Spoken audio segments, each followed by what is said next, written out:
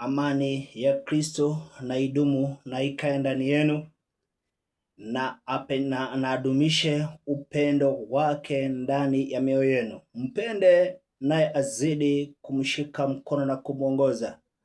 Jioni ingine jema ambapo nataka niongee na wewe habari ya neno la Mungu. Mungu akija kuondoa dhambi na makosa ambapo tuliyoitenda, ambayo yanaosababisha tukae kwenye mateso, na tuinuliwe maadui ambao watakaoingiza mabaya katikati yetu, ili tuwe na kuharibike na kuwe wana ambapo wasio na msimamo katika maishani mwao. Lakini Mungu najua ya kwamba atatusamehe na kuondoa huo uovu wote ambapo tulioutenda. Maandiko ya Mungu yako katika kitabu cha Mambo ya Nyakati pale mlango wa 6, tukianzia mstari wake ni wa 26, tukiteremuka hapo chini inasema, ikiwa mbingu zitafungwa hata hakuna mvua, kwa sababu wamekukosa wewe, kama wakiomba wakikabiri mahali hapa na kulikiri jina lako na kuiacha dhambi yao uwatesapo, basi usikie huko mbinguni, ukasamehe dhambi ya watumwa wako na ya watu wako Israeli, uwafundishapo njia njema iwapasavyo waiendee, ukainyeshe mvua nchi yako uliowapa watu wako iwe urithi. Bwana asifiwe. Tena nimerudi kwako ni kwa sababu Mungu ni Mungu mwenye rehema na fadhili, na anazidi kuleta neema na hiyo fadhili ndani ya mioyo ya wale ambao wanaolisha jina la Mungu. Wacheni tunyenyekee mbele za Mungu, ili ya kwamba naye Mungu ashike kile kibaya ambacho kinachotudhuru na kinacholeta maofu na uharibifu katikati yetu, kwa ndoa zetu, kwa kazi zetu, hata kwa makanisa, hata katika nchi yetu, hata katika mahali ambapo unapoenenda, either ni nchi za ngambo ama kugineko. Kama kuna mabaya hayatakupata, maana Mungu already amekuondolea maovu. Tunyenyekee mbele za Mungu kila wakati kuomba, kama vile maandiko inasema ya kwamba ikiwa mbingu zitakuwa zimefungwa hata hakuna mvua. Yeye mtume ambapo ni Musa alitazama na akaona ya kwamba alipoenda mbele za Mungu na akamulilia akasema, ikiwa Jehova hakika mbingu zimefungwa. Mtume Musa aliona ya kwamba kama mbingu zimefungwa na hata kukawa hakuna mvua, Suleimani alipokuwa akiomba akaona kama hivyo ndivyo kuko, Mungu ameangalia na akaona ya kwamba kuna makosa ambao tumeyatenda, na yakatuma afuge mbingu na kukose kuwa na mvua. Kuna dhambi mtu amezitenda katika nchi, na akatuma hatukose kuwa na baraka katika hiyo nchi. Dhahabu na fedha hatuzipati, tunafanya kazi kwa bidii, maana kuna mbingu yenye inadodoza hiyo baraka ya dhahabu ionekane katika mifuko ya watu. Kuna kitu ambacho tumepitishwa, tukawa hiyo mbingu imefungwa na hata kuna mvua ya baraka inazoonekana. Yeye akaomba na akasema ya kwamba kwa sababu wamekukosa wewe, kama wakiomba wakikubali, hapo ndipo nataka turudi. Kama tutaomba na kukabiri, tumusihi Jehova kama vile yule kuhani tumekuwa tukitangulia kusema hapo mwanzo, jinsi ambavyo atakavyosimama na kutoa ibada ili watu wakubarike, dhambi ziweze kuondoka katika nchi, iweze kuondoka katika mbele ya uso wa Mungu, zilizotendwa katika ulimwengu, zilizotendwa na wana wa Mungu, zilizotendwa na watu ambapo walifanyishwa ama walifanya ikiwa hawajui, na ikatuma dhambi zile zipae na zikae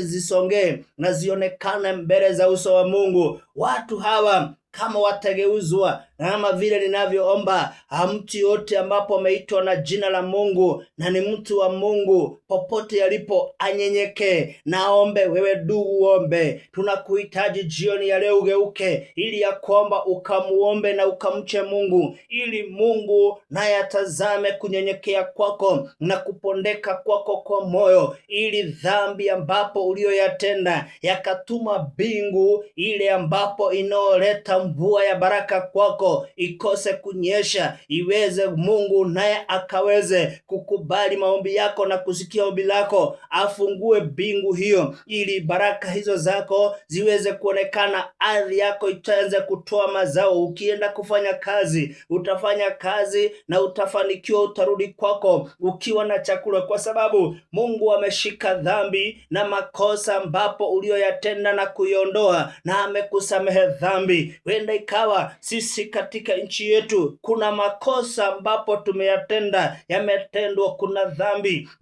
zimeonekana, umwagikaji wa damu ikiwa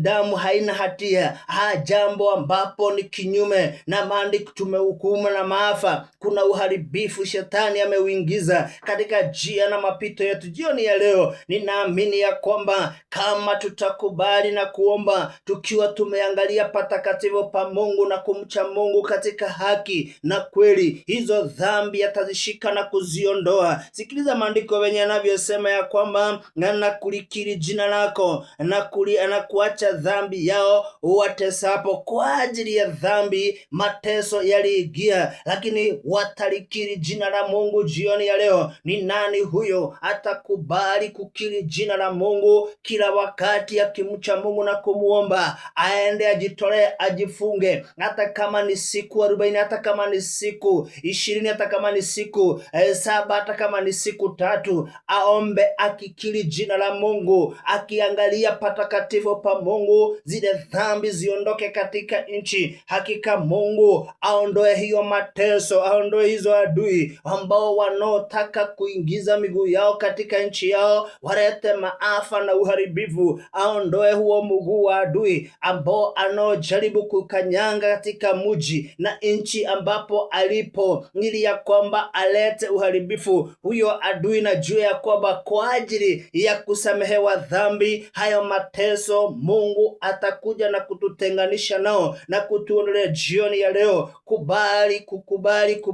kukabili na kuangalia mbele za Mungu, mbele ya madhabahu ya Mungu, na tumulilie na tunyenyekee mbele zake, tumwambie Mungu tusamehe kwa ajili ya nchi hii. Hatutaki watoto kutekwa nyara, hatutaki, umwambie Mungu aondoe hiyo mateso ambapo yanaoingia kwa ajili ya dhambi. Mungu akiondoa ukuta, adui lazima wafamie hiyo shamba, lazima wafamie maisha yetu, watuletee mateso yaonekane kwa wingi. Lakini tutakapoomba nchi hii tu, Mungu wetu hakika Jehova atatusikia na ataondoa uadui, ataondoa maafa, ataondoa uharibifu wote ambapo unaokaribia maisha yetu. Barikiwa na Mungu unaposikiliza neno la Jehova na kulitii. Basi usikie huko mbinguni, ukaisamehe dhambi ya watumwa wako na ya watu wako Israeli, wafundishapo njia njema. Atiki sasa ni maombi tutamulilia, ili ya kwamba maana hatujui mahali ambapo tulipokuwa tumepotea, lakini yeye Jehova akiwa mbinguni ataona, naye atashuka na neno lake na Roho wake Mtakatifu, atanifundisha mapito ambayo nitakayopitia, ili nitende na nimfurahishe. Nchi yetu tumekosa kujua na kufahamu mapito ambapo yanayompendeza Mungu, bali yale ambapo roho ambayo imemwagwa katika nchi ni ile ya kufundisha watu kuua na kuharibu. Hiyo ni Shetani ambapo umekuwa kwenye mawazo ya watu. Lakini tutakaponyenyekea na kukabili na kumuomba Mungu, tunaona ya kwamba atakuja na roho wa kutufundisha sisi njia na mapito ya kutenda mema, njia na mapito ambao tutakayoipitia ili tumfurahishe, naye Mungu aweze kuleta neno la baraka. Badala ya laana ni baraka itakuja, badala ya kuangamizwa, ya kupungukiwa na kuwa na mambo ambayo yasiyofaa katika nchi, amani na upendo na agano la milele litakuwa kwetu. Ningehitaji wewe ndugu mpendwa, hakubali kunyenyekea na kugeuka na kuja kwa Mungu, na ukubali kunyenyekea na kuomba ili Jehova aweze kuondoa yale mateso ambayo aliyetuteza, aje na Roho wake wa kutufundisha kutenda mema. Naomba Roho wa kufundisha vijana watende mema badala ya mabaya. Naomba Roho wa kufundisha wazee watende mema katika nchi badala ya kutenda mabaya. Roho wa kutenda mema ukae juu ya wamama na hata wasichana na watoto wakiwa shule, watende mema ili hiyo nchi Mungu akaweze kuibariki na kuinenea mema na akaondoe mapigo na